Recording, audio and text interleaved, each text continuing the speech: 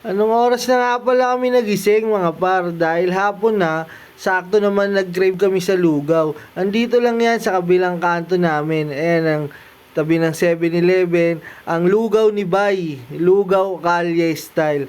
So tara, order na tayo. Yan na, minimekos-mekos na ni Bay yung lugaw niya. Oh. Napakasarap niyan. Ayan oh. Ayan yung laman, puso, tuwalya, tas may kasamang tokwa. Nakahiwalay nga pala yan para yung laman na lugaw solid. Ayan yung mga condiments ni Bay.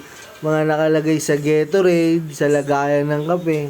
Napakasarap ng sili sauce ni Bay na yan. Yan yung bawang niya, sili sauce.